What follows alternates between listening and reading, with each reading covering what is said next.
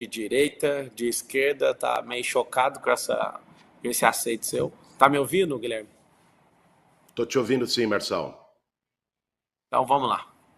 Em primeiro lugar, a gente vai falar por 30 minutos, ô Guilherme. Então agora, contando em 30 minutos as perguntas, eu sei que como um político profissional, você às vezes vai querer alongar as respostas, só que o intuito são as respostas diretas. Você fica à vontade se quiser alongar, mas eu fiz uma série de perguntas que eu quero te fazer. A primeira delas é o que vai acontecer às 19 horas ali no máximo, que eu acho que não vai ter tanto tempo assim para apuração.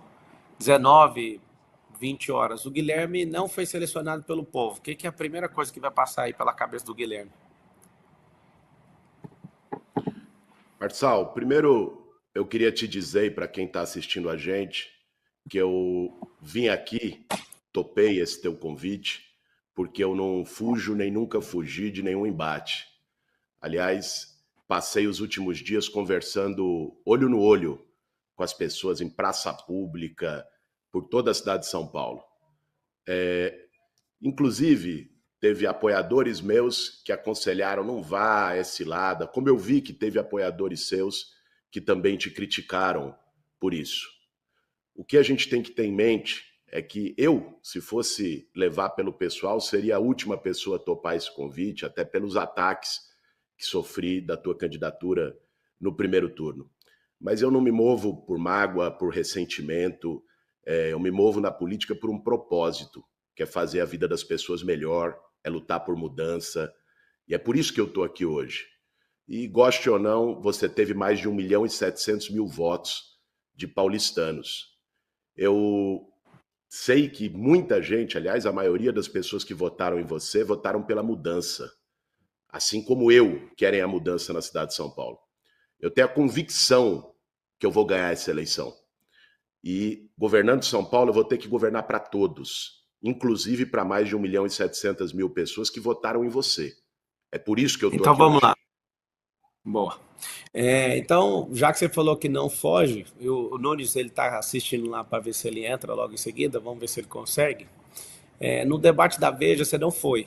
E aí, como a gente está numa entrevista de emprego, lá você não foi. Foi você, o Nunes e o Datena que acabou não indo. Em poucas palavras, para a gente conseguir fluir bem na entrevista. Né? Como eu disse, isso aqui não vai ter baixaria, vai ser com respeito. Apesar de muitas pessoas de direita não conseguirem nem dialogar com alguém de esquerda como você, eu acredito que isso aqui vai trazer muita luz para todo mundo. Me fala então por que você topou vir aqui, você já disse, mas por que você deixou de ir naquele debate, que inclusive não ficou claro para ninguém. Em poucas palavras, para a gente conseguir fluir. Se você puder atender esse pedido, a gente vai fluir com muitas perguntas aí. Então, se Vamos lá. você fala após já debate, por que você fugiu daquele? Aquele foi o único debate que eu não fui, porque não houve acordo com as regras, Marçal.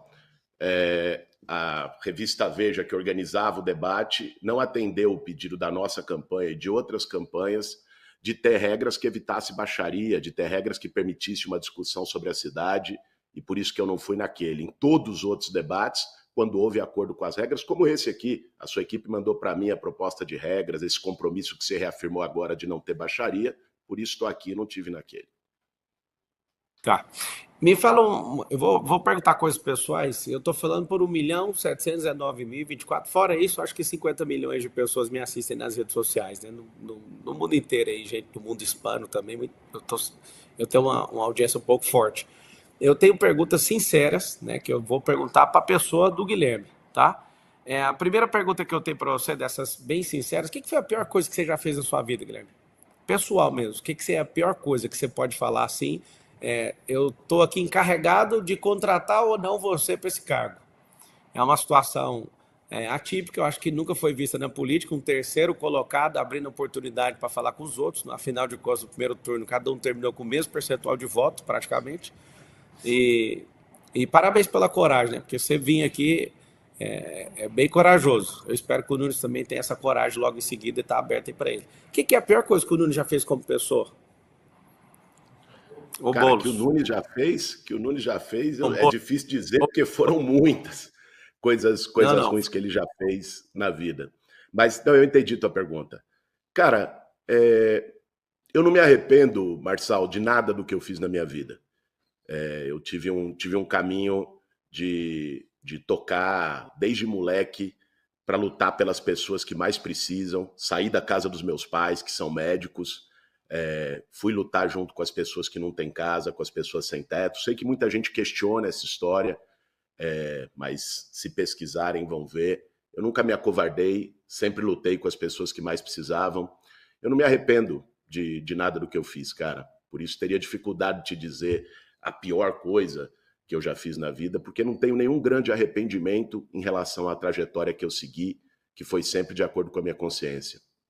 Tá, então significa que se você fizer uma coisa que os paulistanos não aprovam, você não vai arrepender, então. Você vai ser um tipo de político que, se conseguir governar São Paulo, você não vai arrepender das coisas que você faz, então. Não, cara, se eu cometer erros na gestão pública, né, certamente eu me arrependerei desses erros. O que eu estou te dizendo é que eu não tenho arrependimento do que eu fiz até agora na minha trajetória, tanto na minha vida pessoal como na minha vida política. A primeira vez que você direcionou uma palavra para mim foi no Conselho de Ética. Você arrepende, por exemplo, de ter aceitado o convite de ser relator naquele negócio do peculato lá na Câmara do Janones? Porque, como relator, você acabou deixando ele passar. Mas, pelo menos até aceitado o convite, você não precisaria ter aceitado. Você arrepende de ter aceitado o convite ali na conjuntura, na pré-candidatura para ser prefeito, candidato a prefeito de São Paulo? Eu não me arrependo, eu acho que você me dá a oportunidade de falar um pouco sobre esse caso. Cara, ali você sabe que no Conselho de Ética houve um sorteio. Não fui eu que fui atrás do caso e tal. Eu fui sorteado para poder relatar o caso. E fui ver o caso e estudar os precedentes no Conselho de Ética.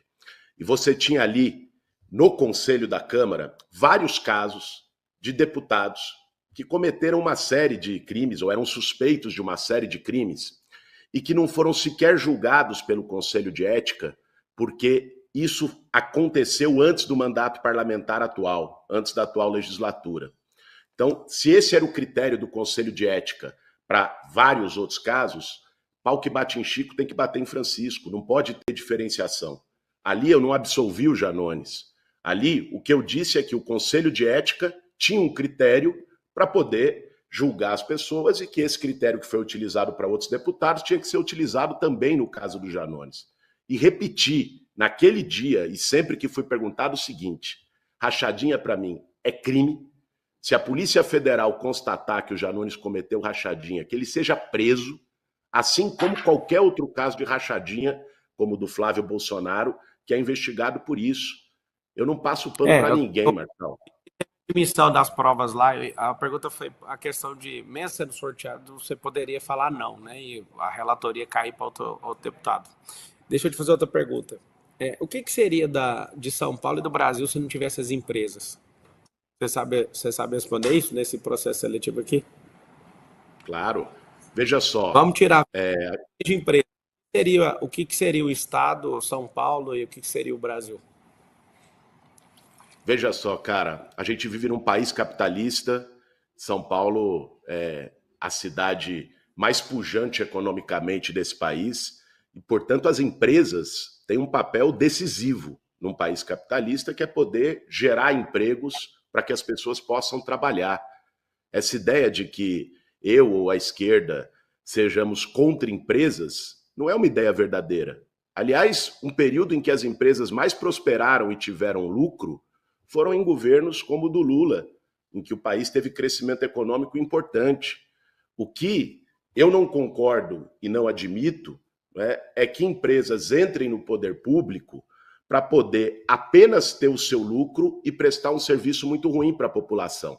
Eu tenho dado exemplo nesse embate eleitoral, Marçal, do caso dos cemitérios, do serviço funerário aqui em São Paulo. O Ricardo Nunes, no governo dele, privatizou os cemitérios. O resultado disso é que as pessoas hoje não conseguem enterrar seus entes queridos. Teve um caso semana passada, que foi noticiado pela imprensa, de uma moça de 23 anos de idade que morreu de pneumonia, ficou 3 dias para ser enterrada porque a família não tinha R$ 750 para pagar o caixão social. E quando foi enterrada, quando a família conseguiu esse dinheiro, Não teve lavagem do cadáver nem maquiagem, porque esse era um custo a mais. Esse tipo de coisa eu não admito. Empresa aqui em São Paulo, pegando o caso da prefeitura, que trabalha com a prefeitura e faça o trabalho sério, vai ser valorizada no meu governo. O que não pode Você ter acredita é aqueles que na queiram prosperidade? apenas ganhar e prejudiquem a população com isso. Você acredita na prosperidade? Lógico que eu acredito. A E sociedade por que que eu que você está luto, Então, por que diga. que você está 20 anos morando no mesmo lugar, aparentemente não prosperou? Você é um cara que teve instrução em boas escolas, teve o pai, né? Que o pai, eu acho que os seus pais são médicos. Como é que você acredita numa coisa que você não vive? Porque o salto que você tem patrimonial, se você for olhar, ele é desde quando você virou deputado. Como é que você pode lutar pela prosperidade, sendo que isso não aconteceu na sua vida? Só depois que Cara, você entrou para ter um cargo público que você teve. Eu sei que às vezes a headline assusta, mas desde quando você virou deputado, você teve um aumento de 800 e poucos por cento de, segundo notícia, né? Eu não conheço o vamos patrimônio, explicar mas isso segundo aí? notícia, posso. Se você me permitir dar o tempo até de explicar isso aí, eu acho que as pessoas vão poder entender melhor, né? Mais do que uma headline. Vê só, eu trabalhei minha vida toda como professor. Antes de me formar, já estava no último ano da faculdade de filosofia, fui dar aula numa escola estadual chamada Maria Auxiliadora, e desde então trabalhei como professor nos últimos 20 e tantos anos. Professor, cara, é uma profissão que não dá dinheiro. É uma profissão que você faz por vocação, por acreditar. Eu me considero uma pessoa próspera trabalhando como professor, porque fazia o que eu gostava, porque nunca passei necessidade, a minha família nunca passou necessidade, sempre pude ter um padrão de vida compatível com o que eu ganho, né? Então, a prosperidade, Marçal, para mim, não é apenas os cifrões que as pessoas têm na conta bancária, né? Eu acho que as pessoas que entendem prosperar dessa forma têm todo o direito. O que eu defendo, e estou na política também para isso, é para que todo mundo possa prosperar, cada um do seu jeito. Eu me considero uma pessoa próspera. Me considero uma pessoa próspera porque, para mim, diferente de muitas famílias em São Paulo, não falta nada. Minhas filhas nunca tiveram nenhuma carência e sempre vivi do meu trabalho. Sobre essa coisa do aumento patrimonial, a headline só esconde o seguinte: a minha casa, que é essa aqui de onde eu estou fazendo a nossa live, a nossa sabatina, ela não estava no meu nome. Isso não tem nada a ver com o meu trabalho como deputado federal.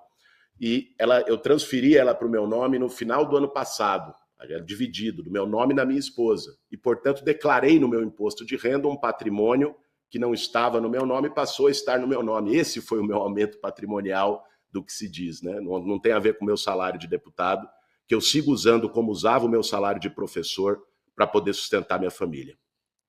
Então você concorda que o empreendedorismo liberta as pessoas? Eu concordo que as pessoas que sigam pelo caminho de empreender e consigam prosperar do seu jeito precisam ser valorizadas pelo Estado e pela prefeitura. A prefeitura não pode aparecer para quem empreende só para cobrar boleto, como acontece hoje. Pergunte, eu tenho conversado com muitos pequenos comerciantes, tenho conversado com muitos jovens empreendedores da periferia, e hoje a prefeitura aparece mais para dificultar a vida dele do que para dar um empurrãozinho, né? Eu, como prefeito de São Paulo, já assumi vários compromissos, Marçal. Um deles será criar a agência municipal de crédito, com juro subsidiado, para poder ajudar esse empreendedor a ter o empurrãozinho, a poder seguir o seu trabalho. Outro deles é criar o Acredita Mulher, para poder ajudar a mulher, a manicure, a esteticista, a salgadeira, a poder tocar o seu trabalho, né? A prefeitura não vai aparecer só para cobrar boleto, como é hoje na gestão do Ricardo Nunes. Vai aparecer para Então, como é ajudar. a empresa? Porque se você concordou que o empreendedorismo liberta, a gente precisa libertar o povo, né? Quem quer ser funcionário público, que seja funcionário público. Quem quiser ser funcionário privado, que seja funcionário.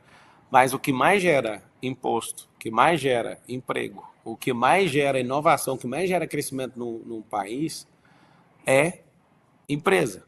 Não é o empresário. Empresário é a pessoa que tem CPF e que vai lá e arruma um CNPJ para pôr nas costas, né? Parece que é até uma vantagem o cara, mas na verdade a maior parte das empresas não tem nem lucro no Brasil. E o cara sofre para fazer.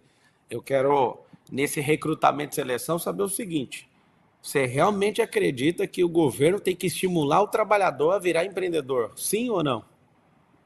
Marçal, aquele trabalhador que queira virar empreendedor, o governo tem que dar oportunidade para ele. Não tenha dúvida disso. Agora eu vou te dar um exemplo muito objetivo. Você falou de empresas. Teve uma coisa que tanto eu, como você, como a Tabata, com as nossas diferenças ideológicas, defendemos no primeiro turno. Coisa que o meu adversário agora não fez. Que foi levar empregos para a periferia. Né? Já tinha na minha proposta, no meu programa de governo, a prefeitura dar incentivos para empresas poderem gerar empregos na periferia para o trabalhador. Pega um exemplo. Você tem hoje uma concentração de empregos na região central. Você vai lá na Barra Funda, que é o distrito que tem mais emprego por habitante, tem 700 empregos para 100 moradores. Você vai lá em Cidade Tiradentes, que é o que menos tem 3 empregos para 100 moradores. Mais de 2 milhões de pessoas saem todo dia de manhã da Zona Leste para ir para o centro trabalhar. Eu tive conversando com vários empresários ao longo dessa campanha. Um deles foi o setor de call center. Sabe o que eles falaram para mim, Marção? Que vários call centers estão se mudando de São Paulo para capitais do Nordeste, porque João Pessoa, por exemplo, a capital lá da Paraíba, botou o ISS a 3%, e aí para eles fechou a conta e valorizou. Eu perguntei para eles, se eu botar o ISS a 3% em Cidade Tiradentes, ou no Grajaú, no Itaim Paulista, vocês vão? Eles falaram na hora. Para mim é muito mais fácil mudar a operação para um outro bairro do que mudar para um outro estado. Então, uma das coisas que está no meu programa de governo é aproximar o emprego de onde moram as pessoas. E para fazer isso, não basta a iniciativa pública, é dar incentivo para que o empresário, seja com ISS, seja com IPTU, que são os impostos que a prefeitura tem, dá o incentivo para que esse empresário possa se estabelecer lá. Ele não vai por caridade, ele vai pelo ganho dele. E se a prefeitura der esse incentivo, ele vai. E é isso que eu vou fazer como prefeito de São Paulo. Porque não ganha só o empresário, ganha o trabalhador que não vai ficar 2 horas no ônibus lotado, atravessando a cidade, vai poder trabalhar perto de casa. Então eu, como prefeito, a partir de 1º de janeiro do ano que vem, não vou ter nenhum problema para trabalhar em conjunto, em parceria, com aqueles empresários que queiram também contribuir para o bem da cidade. Esse é meu propósito. Ó, o pessoal que está assistindo, aperta o like aí, chama o Nunes, inclusive. Eu acho que a única coisa que o político tem medo de verdade é do povo. Então chama o Nunes, que a minha intenção aqui é entrevistar no mesmo nível que eu estou entrevistando o Guilherme. Para vocês que às vezes estão furiosos aí comigo, o Marçal não está batendo no Guilherme. Eu fiz de tudo da campanha. Eu não tá valendo mais a campanha, eu fazer algo, né, para tocar o terror na vida de ninguém aqui, mas eu estou aberto a fazer entrevista. Eu gostaria que o Nunes, eu sei que você está assistindo aí, que você, seu time, tomasse a decisão de entrar logo em seguida, pelo respeito, né, da quantidade de votos que eu tive aí. Eu estou aqui em Roma, eu poderia virar as costas aí, mas eu estou aqui humildemente fazendo essas perguntas, né? Preparei perguntas para você também. Se às vezes você estiver preocupado, não vou tocar em nada de pejorativo, quero mostrar a lucidez mesmo, que tem muita paixão na política. Então, quem está assistindo, escreve aí, escreve, chega aqui, Nunes, cola aqui, Nunes, eu não quero agir com desrespeito, nem com lacração, inclusive. Isso aqui, para quem não sabe, eu sou entrevistador também, eu tenho um canal de entrevistas, sei lá, acho que eu devo ter feito mais de 300 entrevistas, e eu gosto de tirar as respostas das pessoas. Ô, Guilherme, conta para mim como é que você vai fazer, dá 3 soluções aí que aumenta a receita do Estado sem aumentar imposto e taxa. Você tem essa solução aí? Tenho sim, Marçal. Uma delas é poder garantir que a prefeitura tenha mais inovação para fazer a cobrança da dívida ativa, né? Você tem hoje mais de 150 bilhões de dívida com a prefeitura. E você tem poucos procuradores da Fazenda da prefeitura fazendo a cobrança dessas dívidas. Você pode implementar métodos como outras metrópoles do mundo têm, inclusive com o uso de inteligência artificial, para poder facilitar a cobrança dessas dívidas e a prefeitura ter isso sem aumentar R$1 de taxa. Uma outra coisa que é importante é melhorar a qualidade do gasto público, cara. São Paulo hoje não precisa aumentar imposto, não. O orçamento é de 112 bilhões de reais. É o maior orçamento da história da cidade. O problema não é falta de dinheiro, é falta de prefeito, falta de planejamento. Se você direcionar melhor o gasto público, você consegue garantir que a política pública seja eficiente na ponta, a saúde seja melhor, a educação seja melhor, o transporte seja melhor, sem que custe isso um real no bolso de ninguém a mais. E tem, só se me permite a terceira coisa, você me perguntou 3, só falar da terceira que eu acho que é muito importante. Fala a terceira, só para te corrigir, que você vai ter que falar mais 2, se for o caso. A primeira que você falou de cobrar dívida ativa, a dívida é imposto atrasado. Então, não é uma solução de gerar receita para o Estado sem imposto. A dívida ativa, 150 bilhões que você informou, é dívida que está atrasada.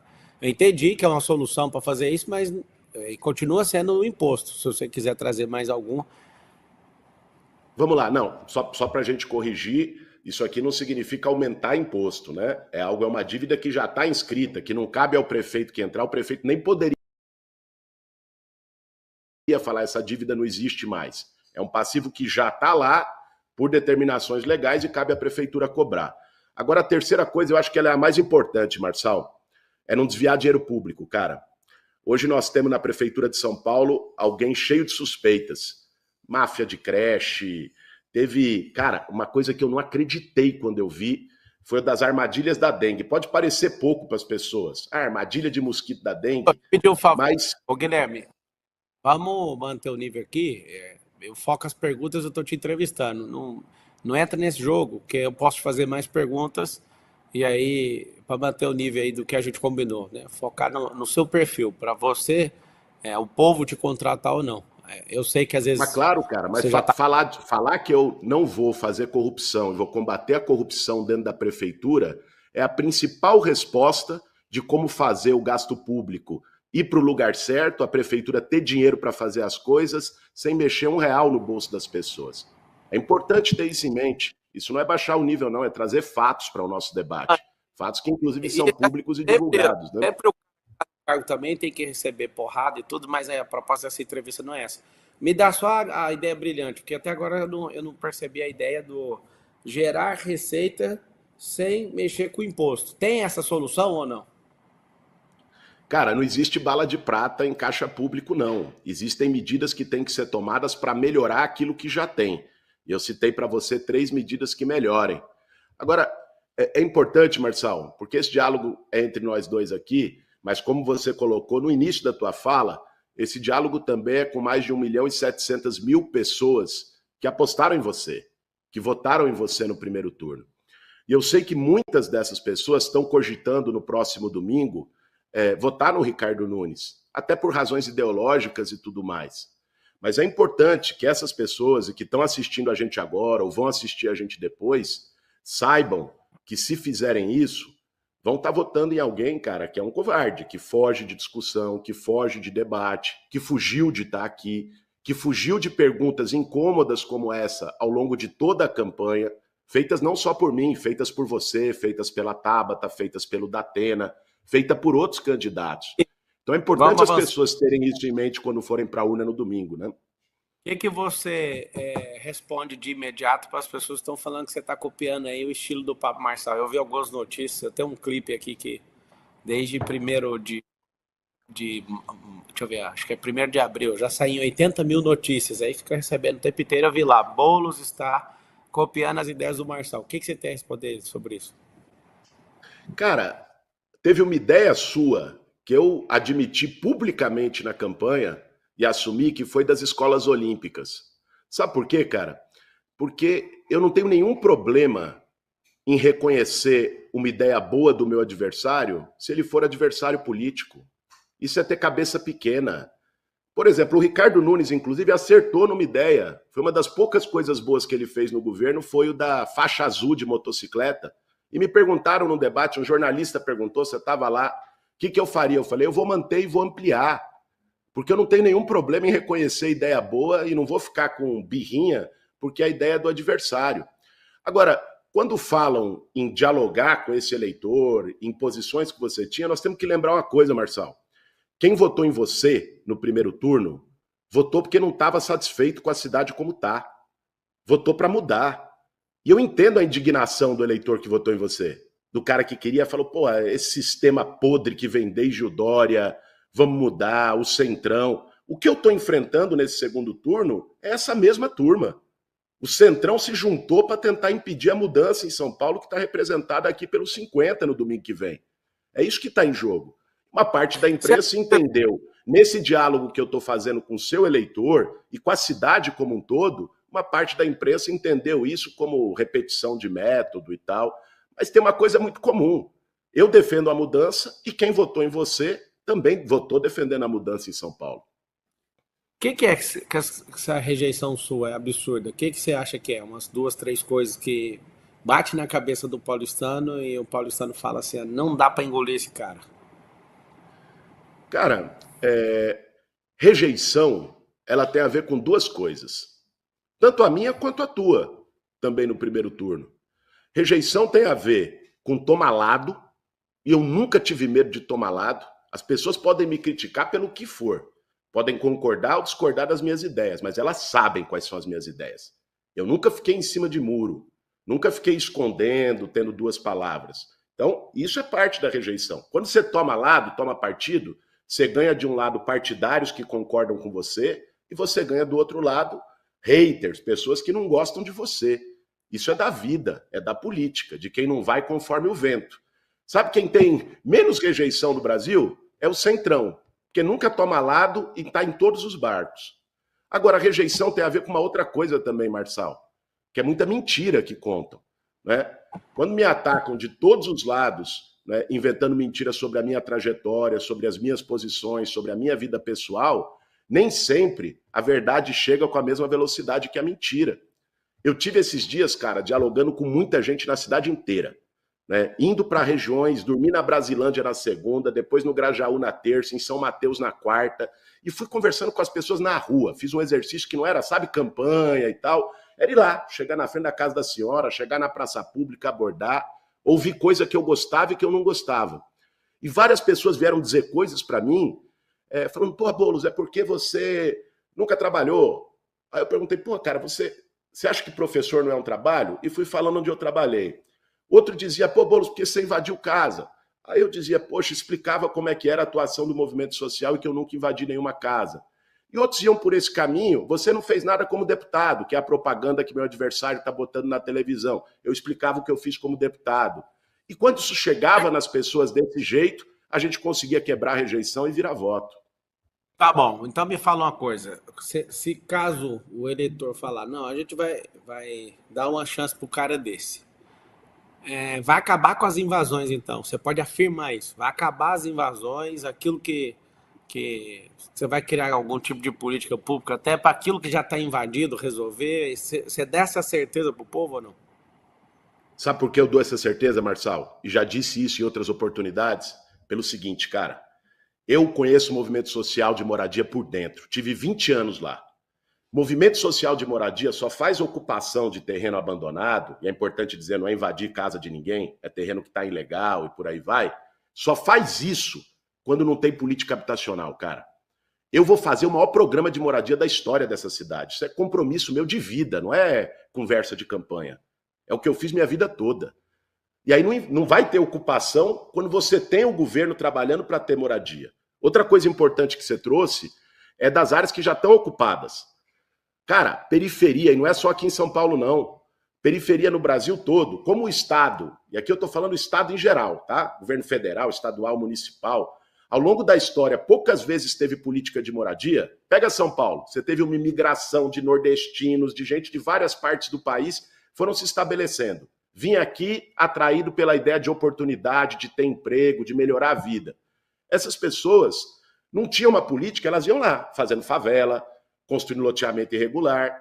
Isso está há muitos anos. Você tem que ter uma política de regularização. E eu vou fazer um programa de regularização fundiária inovador para dar o título de propriedade para essa pessoa, para garantir que é dela, essa pessoa que investiu.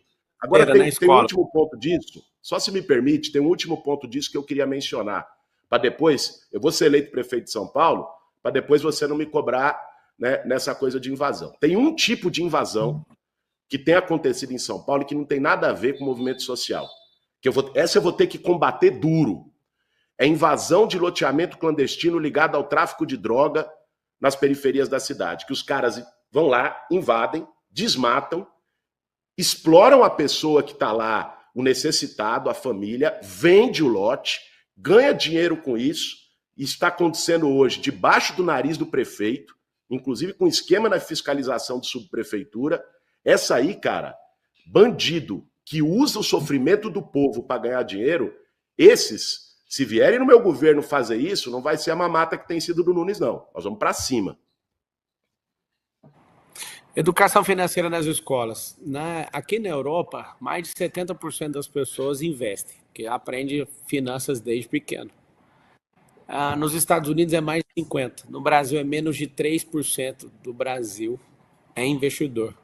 Me explica que tara que é essa que a esquerda, a extrema esquerda tem de não deixar, sempre reprovar, tanto no parlamento como nas assembleias legislativas, nas câmaras municipais, essa questão do ensino financeiro. Você vai apoiar isso? Ensino financeiro na escola pública, para as pessoas ganharem independência? Sem papinho político. Eu não tenho nenhum problema com educação financeira dentro do currículo escolar. Nenhum problema. Né? Nós temos que ver qual é a idade certa para entrar isso, porque a prefeitura cuida desde a creche até o 9º ano. O ensino médio, você sabe, é responsabilidade do Estado.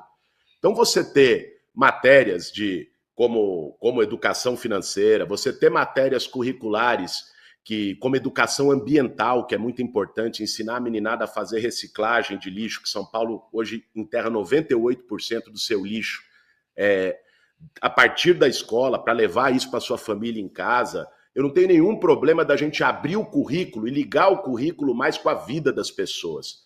Hoje, eu como professor vivi isso. O aluno, cara, tem um currículo muito fechadinho ali, que quando ele sai do muro da escola, ele não vai usar mais da metade daquilo que ele aprendeu.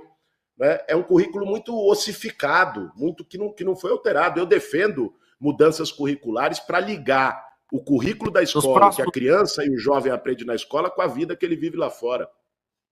Nos próximos 20, 30 anos, mais de 300 profissões vão deixar de existir. Então, assim, eu não vejo a esquerda deixando colocar educação financeira e vice sabonetando a resposta aí. Não tem ensino de empreendedorismo. Não, pô, falei que eu defendo. Foi direto e reto. Aqui não tem sabonete, não. Aqui é papo reto. Se o paulistano falar, vai ser o Boulos, aí você vai colocar educação financeira na escola. Vai ter educação financeira, vai ter educação ambiental. Só o que eu quis dizer para você é que, para mim, a questão não é apenas a educação financeira, é a gente conseguir garantir um currículo mais próximo da vida real das pessoas, o que inclui educação financeira. Tá, tem 400 mil pessoas assistindo no YouTube e eu faço o apelo mais uma vez para o Ricardo Nunes. Vou conduzir a entrevista, que eu sou entrevistador, né? Eu tenho meu programa Marçal Talks, já entrevistei mais de 300 pessoas, sem contar podcast e tudo. Deixa eu te falar. Nunes, assim como a pesquisa fala que você está com a maior parte do eleitorado que votou em mim, eu acredito que você não poderia virar as costas para as pessoas aqui. Vou tratar com o maior respeito.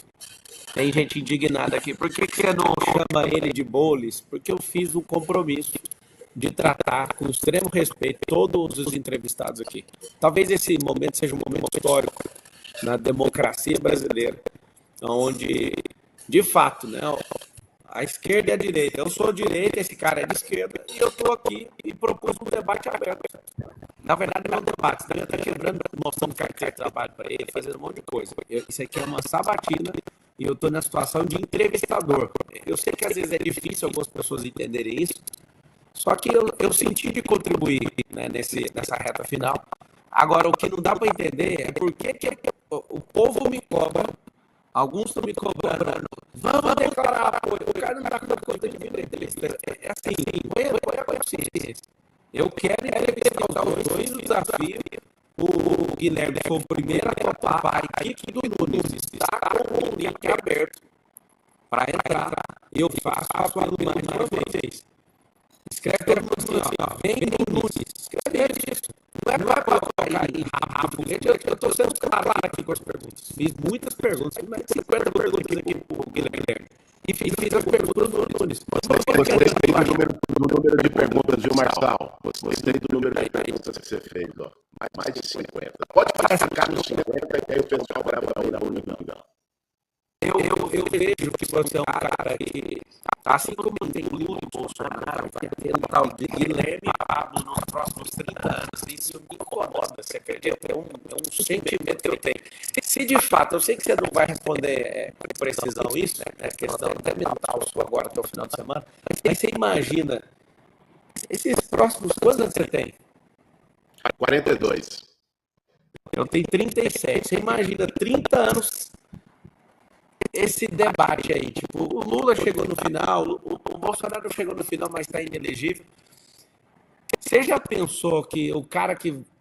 Eu estou na condição de entrevistador, tá bom? Vou tirar uma vantagem dela aqui. Você já pensou em disputar a eleição de governo, de presidente da República, assim, com um cara de direitas, que vai te atormentar a vida inteira ou não? Os próximos 30 anos, já chegou a pensar isso ou não? Marçal, deixa eu te falar uma coisa, cara. Aqui tem uma expressão que a gente usa em São Paulo, que é uma expressão de nordestino. Minha mãe é paraibana e me ensinou ela desde criança. Eu não sou filho de pai assustado. Quando você diz um negócio desse, é que você tá pronto para qualquer embate. Adversário a gente não escolhe, cara, na campanha, na vida. Aparece. E a gente tem que estar preparado para fazer um debate qualificado com qualquer adversário, independente das circunstâncias. Você estava falando agora do pessoal que está... Até teus apoiadores que estão questionando. Cara, o que eu recebi de questionamento de apoiador meu? Pô, o Marçal fez isso, acusou aquilo. Eu sei. Só que é o seguinte, cara. Eu sou movido por propósito. Eu não estou na política para ganhar dinheiro. Eu não estou na política para ter privilégio. Eu não estou na política pela ânsia do poder, pelo poder. Eu estou na política porque eu acho que é um instrumento que a gente tem. Por mais podre que sejam muitos dos que estão na política, para mudar a sociedade. Quando você está numa batalha dessa, de missão, de propósito, você vai em frente, cara. Você não escolhe adversário, não. Nem o de agora, nem o dos próximos 30 anos. É assim que tem que ser. Né? É assim que eu acredito, é assim que eu ajo, desde que eu entrei na política. Uma palavra. Eu vou te falar o nome da pessoa, você vai definir em uma palavra. Bolsonaro. Cara, Bolsonaro foi um péssimo presidente para o Brasil. Um cara que zombou das pessoas na pandemia, isso é imperdoável. Fernando Henrique Cardoso.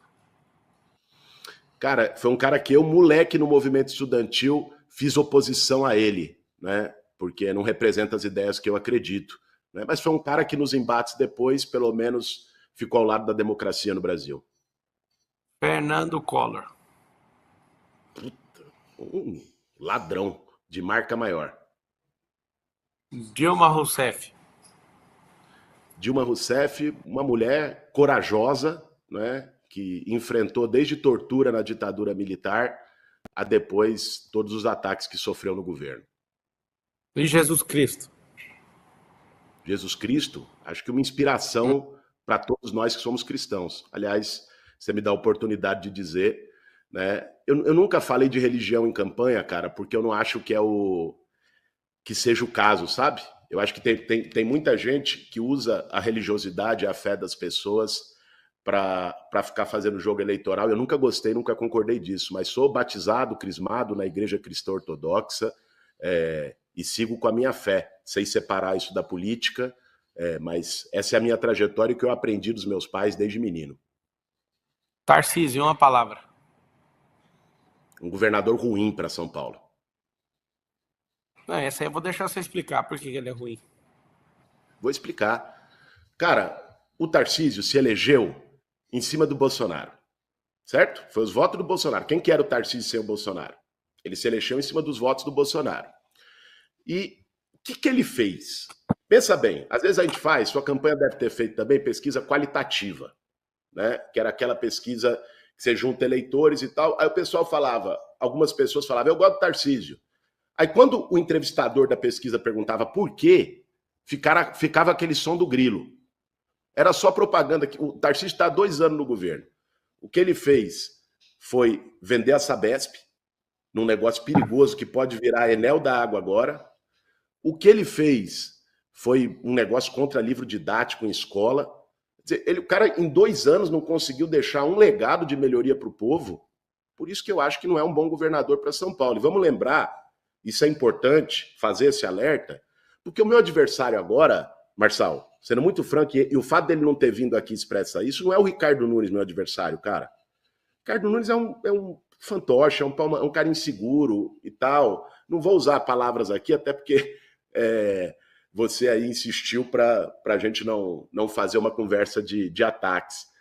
O Ricardo Nunes é um cara que não tem expressão, não tem identidade própria. O que está em jogo nessa eleição agora é o Tarcísio poder usar... Só completar esse raciocínio, o que está em jogo nessa eleição é o Tarcísio usar a cidade como trampolim, botando um fantoche aqui, para ele largar o governo e ser candidato a presidente. É essa turma que eu estou enfrentando. Pode ficar tranquilo que eu vou estar lá candidato. Guilherme, o Kassab, uma palavra. Cara, o Kassab é uma expressão do Centrão. É um cara que teve em todos os governos. Né? Ele representa essa política. Tanto é que hoje ele está no governo do Tarcísio e está no governo do Lula. Né? Independente da posição do lado ideológico, ele é um cara que se acomoda ali em todos os governos.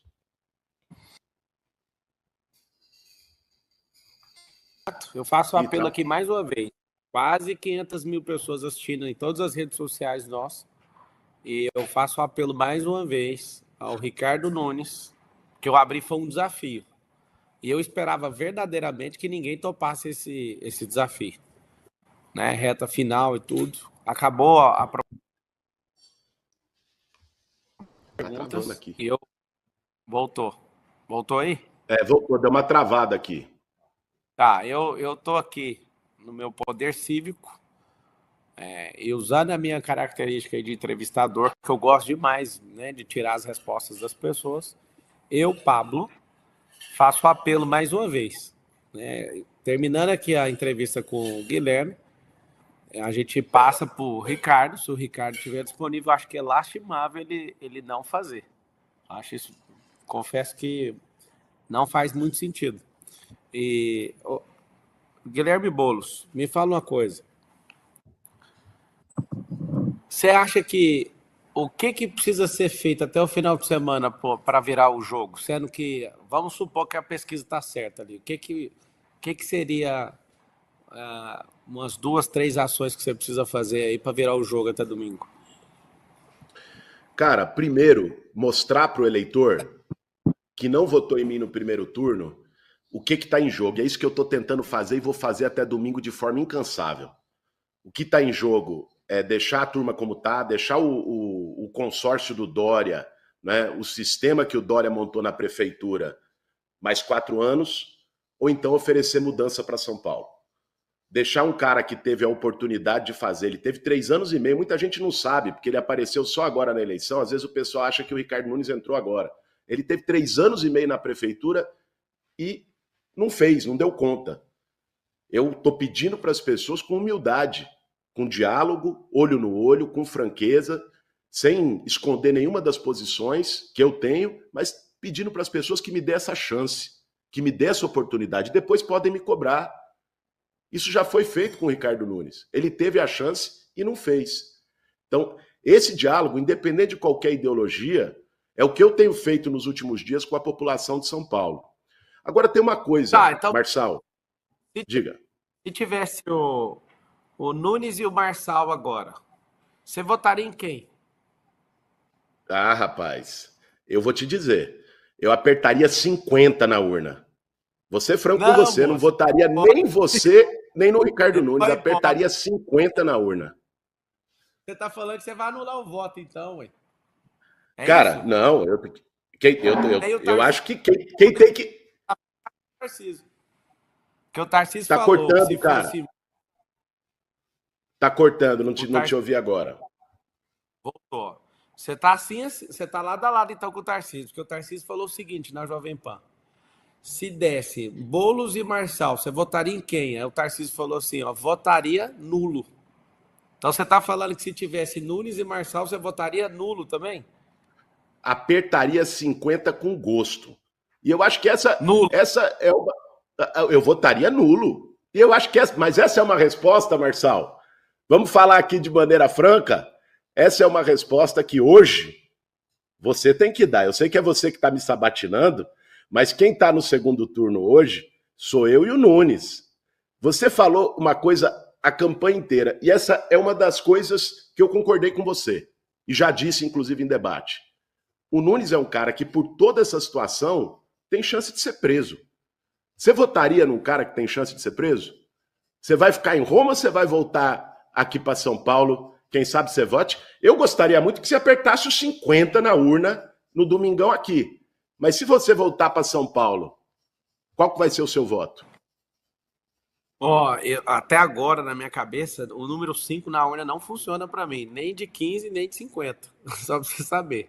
É só o numeralzinho ali que não funciona. Qualquer outro número pega. Mas sendo bem verdadeiro, ô Boulos, apesar de eu estar elegante com você na postura de entrevistador, eu não voto na esquerda jamais. Eu, Pablo. Então, como você está me apertando aí, já que você está usando essa possibilidade de me entrevistar, eu, eu vejo a mesma coisa no Nunes, cara. O grupo dele ali é de centro-esquerda, da mesma laia que você.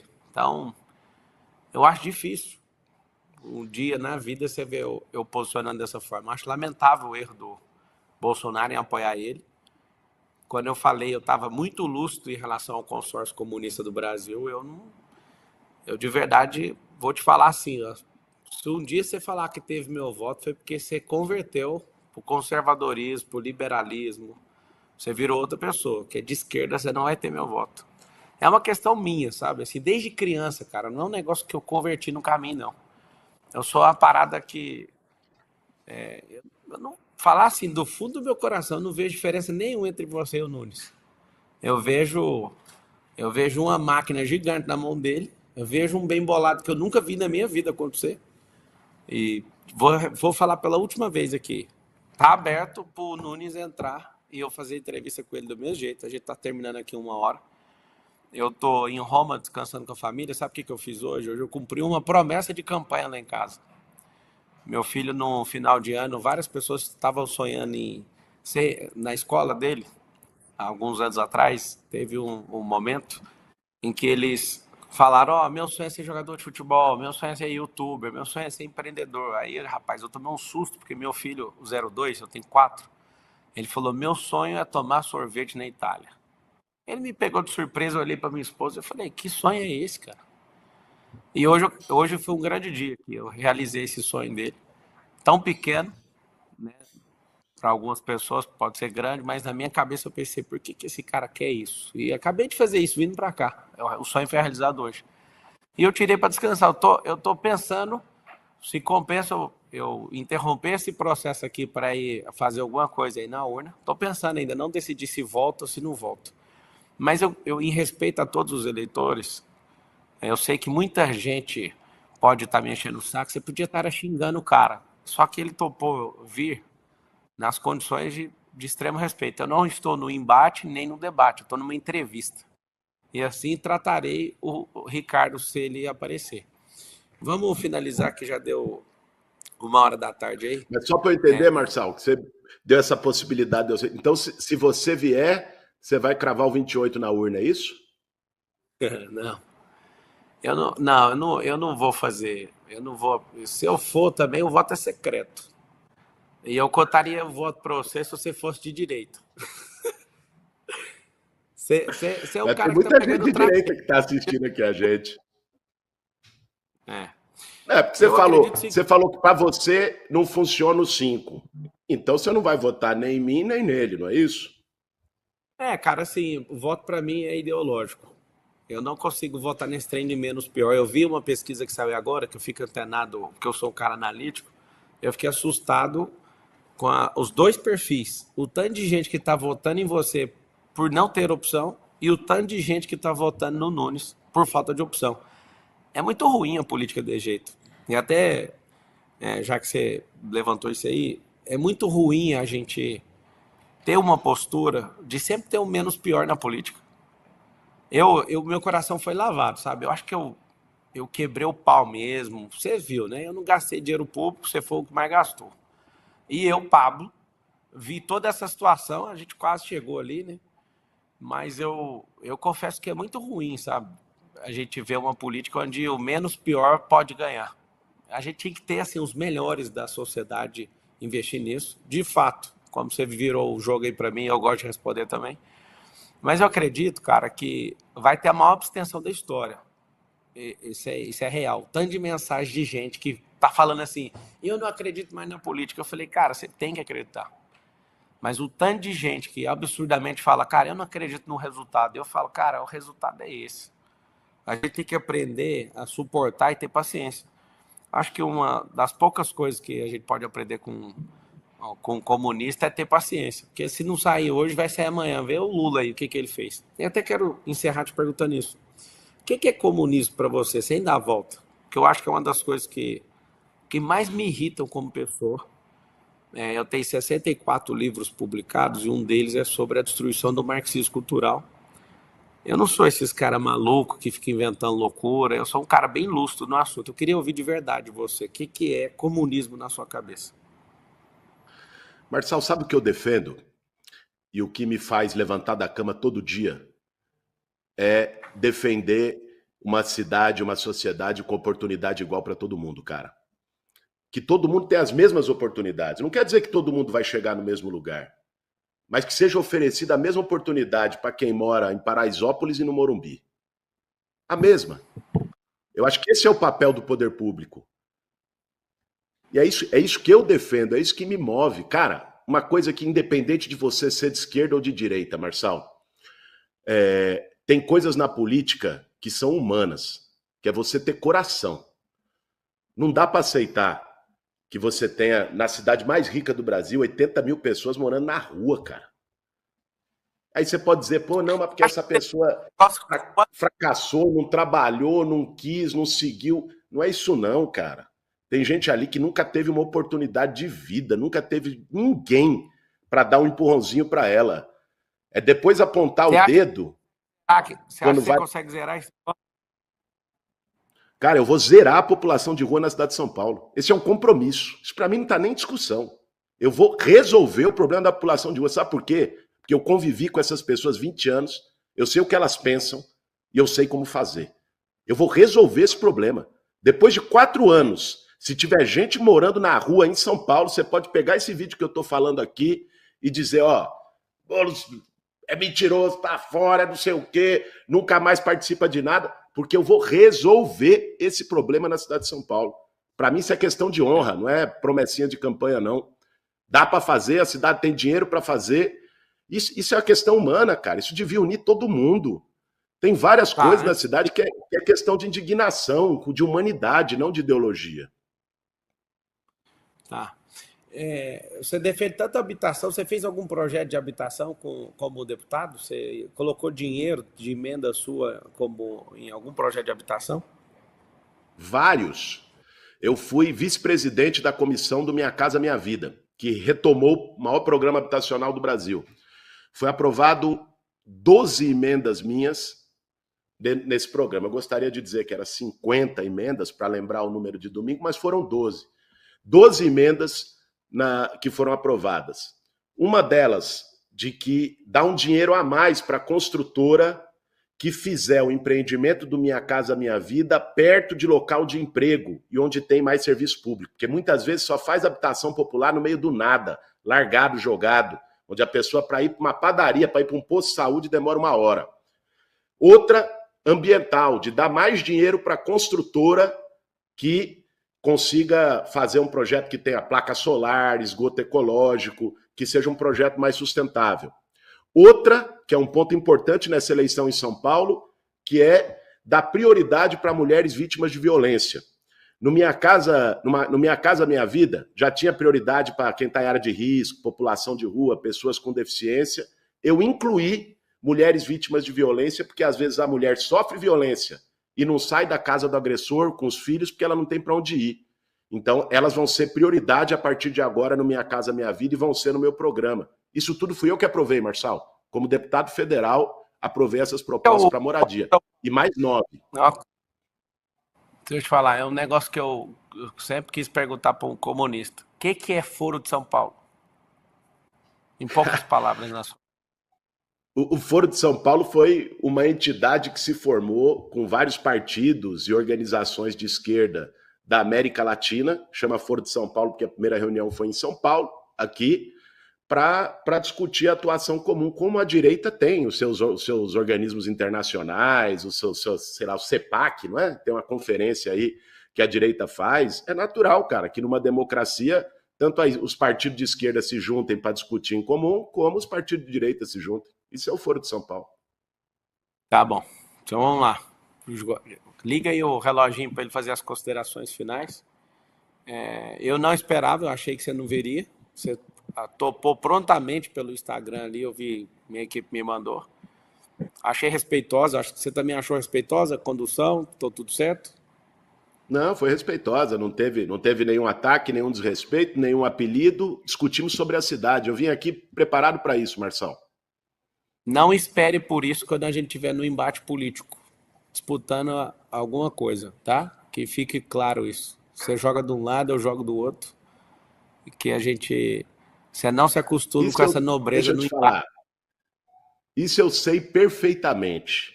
Aliás, se a gente levar essa metáfora para o campo do futebol, eu sou corintiano, você é São Paulino.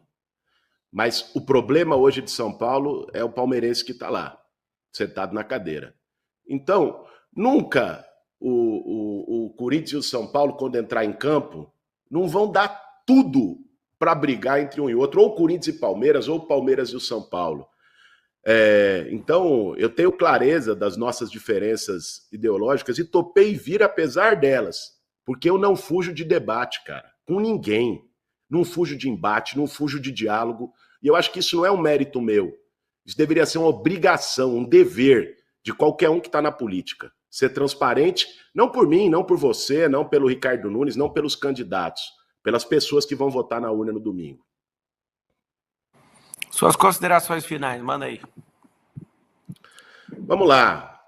Eu quero dialogar agora com você que está assistindo, em especial com essas mais de 1.700.000 pessoas que depositaram seu voto no Pablo Marçal no primeiro turno.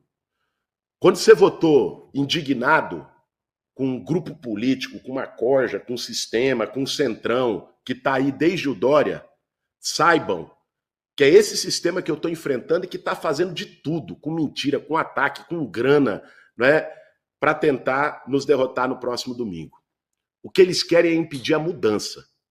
E eu acho que quem votou em você, Marçal, há 3 semanas, votou porque acreditava na mudança. O candidato da mudança nesse segundo turno sou eu. Né? Nós representamos a mudança para a cidade de São Paulo para não ficar mais 4 anos com essa turma. Gente, pensa bem. Esquece por um momento a diferença ideológica, o que você pensa de mim, o que não pensa. O cara teve a chance dele e não fez. Ele teve 3 anos e meio. Olha como é que está a cidade. O que eu estou pedindo para você e para todos os eleitores de São Paulo é que me deem uma chance. Depois vocês podem cobrar, depois vocês podem criticar, podem dizer o que vocês acharam, se deu certo, se não deu certo, mas dê essa chance. Dele, a gente já sabe que vai sair. E não se enganem com essa ideia de que é um cara inofensivo. Eu ouvi muito isso, Marçal. Gente dizendo, pô, mas o Boulos, o que pode acontecer? Meio que um medo, sabe? A pessoa quer a mudança, mas fica um pouco receosa, com medo, e acha que o Nunes é um cara inofensivo. Não é, não. Sabe o que aconteceu no Rio de Janeiro quando tinha governador fraco? A milícia tomou conta do governo. Começou vendendo bujão de gás, depois estava cobrando taxa de comerciante, taxa de morador, extorquindo as pessoas. O que já está acontecendo em São Paulo com um prefeito fraco, sem postura, sem energia, é o crime organizado tomando conta do governo. O preço pode sair muito mais caro. Então, o apelo que eu faço para vocês é que nesse domingo votem pela mudança na cidade de São Paulo. Votem no 50, né? O Marçal já disse aqui que não vota nem em mim, nem no Nunes, é direito dele e eu respeito. Eu mesmo disse que se fosse o caso dele e do Nunes, eu também não votaria em nenhum dos dois, porque existem diferenças. Mas você, pense bem. O que está em jogo é a possibilidade de mudança na cidade de São Paulo, de derrotar essa turma de centrão que está governando a cidade, de derrotar esse sistema apodrecido que tomou conta dos contratos, que montou esquema com o nosso dinheiro e de dar uma oportunidade para São Paulo ter um outro caminho, um caminho que seja para a cidade prosperar, para que você tenha mais oportunidades, para que você possa ir num posto de saúde, porque ninguém te pergunta se é de esquerda ou de direita quando você fica 9 horas esperando na fila de uma UPA. Ninguém te pergunta se é de esquerda ou de direita quando você está num ônibus lotado. Ninguém te pergunta se é de esquerda ou de direita quando não tem remédio no posto. O que eu quero oferecer para a cidade de São Paulo é que o dinheiro nosso que está lá na prefeitura volte para nós da forma como tem que ser. E não fique com meia dúzia de amigos do prefeito. E termino dizendo que a diferença está aqui. De um lado, né, tem alguém que não foge de embate, olho no olho, não foge de debate. Muita gente me aconselhou, como eu disse, a não vir aqui. Eu vim e acho que a gente conseguiu fazer um debate respeitoso, né? Agora, do outro lado está alguém que se acovarda, que foge de responsabilidade, que só decide as coisas em porta fechada, que foge de você. Você que votou no Marçal e está pensando, porra, vou votar no Nunes, saiba que se você fizer isso, você vai estar votando num covarde. Um cara que não se expõe. Imagine 4 anos com esse cara. Por isso... Cortaram o microfone igual no debate. Pode liberar o microfone aí para ele dar tchau pro povo aí. Cortaram o microfone igual na Folha. Tá cortaram meu microfone? Eu não vi, pô. Eu fiquei falando aqui que tava com o microfone cortado. Não. Cortou só o finalzinho. Guilherme, que Deus tenha piedade de São Paulo. Você já sabe que meu voto você não tem. E foi respeitoso, eu já disse aí. Que Deus abençoe São Paulo, que as pessoas estejam iluminadas, que vocês não desanimem na hora de votar. Vou falar mais alguns poucos minutos aqui, que eu vou dar uma aula. Também sou professor, eu tenho uma aula para dar agora em seguida. Já que o Ricardo não vai aparecer, eu vou ligar no celular do prefeito. Se ele não atender, eu e o Guilherme, a gente foi o único candidato da disputa dos 6, 7 primeiros ali que eu nunca chamei no WhatsApp, nunca tive conversa com ele. Isso aqui para mim é novo, tá entrevistando ele, para vocês entenderem. O Brasil precisa de diálogo, o Brasil precisa de perguntar de fato, né, as pessoas, não precisa ter esse rancor, essa raiva na política. O Boulos, ele já sabe que meu voto não tem, e o Ricardo, por não aparecer, também não tem meu voto, né? Então, eu coloquei algumas condições lá, eu liberei o eleitorado para fazer o que bem entender. Eu não sou dono dos votos, as pessoas confiaram em mim no primeiro turno e elas, né, cuidam da própria vida a ponto de saber o que elas podem fazer. Deus te abençoe aí, tá? O Guilherme Boulos, e a gente finaliza aqui. Eu continuo então. É o seguinte, é um momento um pouquinho difícil para mim, tá? Eu confesso meu desconforto, bem difícil. Eu sei que vai sair muito corte aí na internet, eu decidi fazer isso, eu vou ligar aqui pro Ricardo. Estamos ao vivo com quase 500 mil pessoas em todas as redes sociais. Vou ligar para ele e se ele não quiser, eu vou finalizar. Vou ligar, estou ligando para o prefeito. Se eu tratei o Guilherme nesse respeito, você também tem que esperar o mesmo respeito. Tá chamando aqui, ó. Não tem o número dele aqui, mas vou mostrar para vocês, ó. Tá ligando aqui, ó. Tá aí a foto do prefeito de São Paulo que quer. Tô chamando aqui agora, ao vivo. Se ele não atender, a minha intenção de fato era colocar todos eles. Como não tá mostrando o número dele, eu tô mostrando aqui, ó. Tá chamando. E o Ricardo não está atendendo. Vou deixar chamar até cair aqui.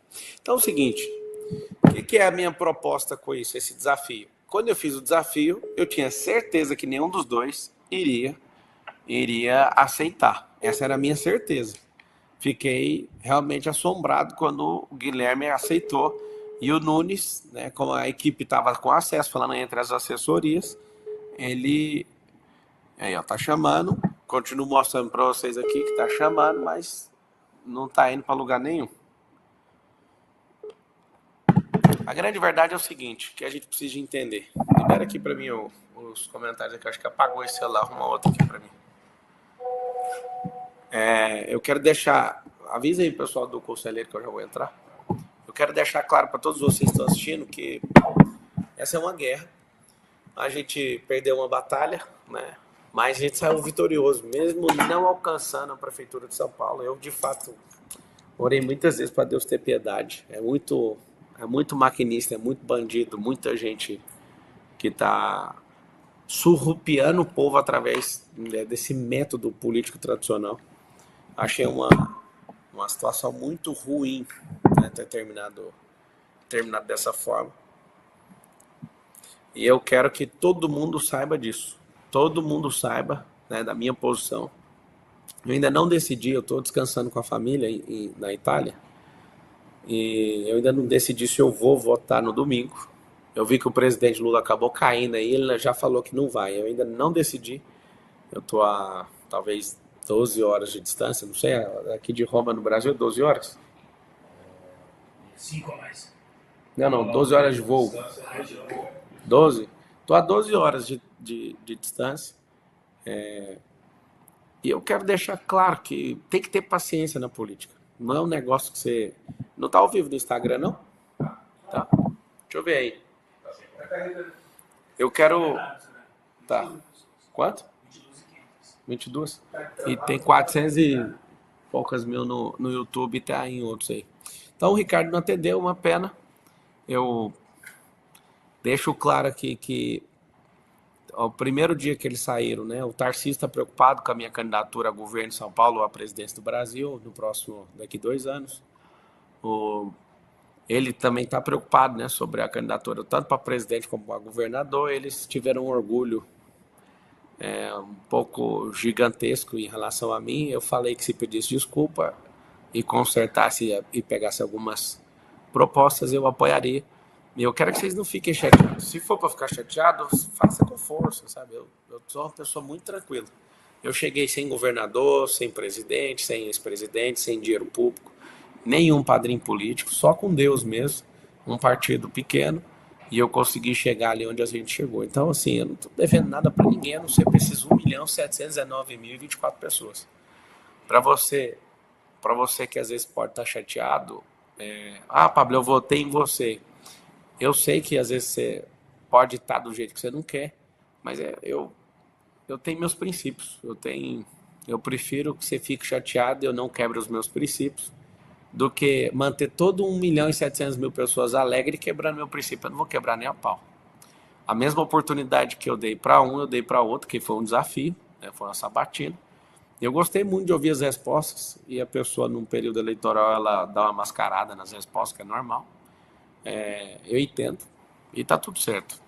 Eu espero que Deus tenha compaixão da cidade de São Paulo, porque eu realmente não acredito em nenhum dos dois. E eu sei que você queria que eu forçasse para falar, vamos fazer tal coisa. Quem vai fazer o povo tem maturidade para isso. O povo sempre fez isso. Você vê, a gente ter um presidente até hoje como o Lula, o povo realmente cai em falácia, o povo realmente faz doideira. E eu quero terminar essa transmissão, porque eu vou entrar então, já que o Ricardo não vai assumir essa postura aí de ser entrevistado. Lamento, tá, Ricardo? Você não conseguir entrar. Eu vou terminar, senti de fazer isso. Eu vou terminar fazendo oração pela cidade, né? Espero que o PT não ganhe lugar nenhum no Brasil. Maria do Rosário, que você nunca mais dispute uma eleição de prefeita. Nem sei quem está concorrendo contra você, mas que você perca. Que o Engler ganhe lá em Minas Gerais. Que o André Fernandes ganhe em Fortaleza. Que as pessoas... a Cristina... Marca uma live com ela. Essa mulher é braba demais. Como é que ela está conseguindo firmar ali? Está na mesma situação que a gente. Cristina, eu vou marcar uma live e eu quero te ouvir. Tá? Como é que chama a do Mato Grosso do Sul? A candidata do Mato Grosso do Sul, que eu falei que iria apoiar ela. Hã? Qual que é o partido dela?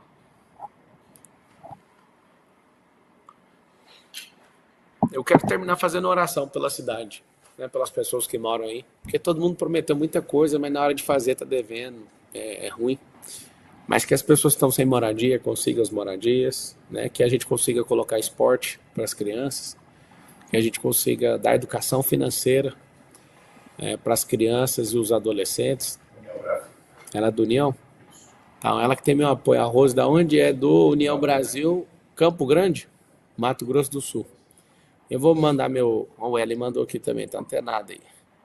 Eu vou mandar aqui meus apoios para as pessoas que querem ter aqui. Em São Paulo, eu vou deixar isso aberto e o povo resolve. Eles foram um pouquinho injustos comigo. Eu não tenho problema de ego, mas é questão de princípio, de honra. Era muito simples resolver isso comigo e não conseguiram resolver, né? Nem o Bolsonaro, nem o Tarcísio, nem o Nunes, nem o Malafaia. Então, que Deus tenha piedade. E agora era bom o Malafaia ajudar pelo menos na oração, porque não gravou nenhum vídeo contra o Boulos, mas contra mim gravou 26 vídeos. Né? E eu achei bom ele fazer isso, porque tudo tem seu tempo. Então vamos terminar. Eu vou chamar a Rose aqui também no WhatsApp para ela entrar na live. Meu prefeito de Barueri, nós já viramos o jogo aí, hein? Barueri tá virado o jogo. Quando eu cheguei na campanha do Gil, tava com 10 pontos atrás, agora o Gil passa na frente. O Gil tá aí virando o jogo na cara do gol aí em Barueri. E eu aceitei o desafio para ser secretário, para você ter uma ideia. E eu vou topar porque eu quero ganhar essa experiência, esse traquejo político. E nós vamos nessa. Pai, em nome de Jesus, nós colocamos a cidade de São Paulo na sua presença, as 12 milhões de pessoas que vivem ali, as mais de 20 que trafegam ali naquele lugar. Tenha piedade de nós nesse final de semana. Que o Senhor coloque nos corações dessas pessoas o que elas precisam fazer. Eu sigo com meu coração em paz, seguindo os meus princípios e valores. E eu não me curvo para a pressão de ninguém. Não me curvo para centrão, nem para maquinista, nem para esquerda, nem para ninguém de lugar nenhum. Que o Senhor possa fazer o que o Senhor bem entende aí nessa cidade. Ela é sua. E que aquele que foi eleito no final de semana possa sentir constrangimento em cumprir tudo o que foi falado. Possa realmente promover a prosperidade das pessoas, possa treinar as crianças de verdade. Que nós possamos ir para um próximo nível como cidade. Nós não aguentamos mais, nós queremos um Brasil livre da miséria, nós queremos um Brasil livre de injustiça, nós queremos um Brasil livre dessa perversidade desenfreada. Nós te pedimos que o Senhor tenha compaixão do nosso povo nesse final de semana. É isso que eu te peço. Amém. Então, turma, um beijão no coração. É nóis. Deus abençoe você.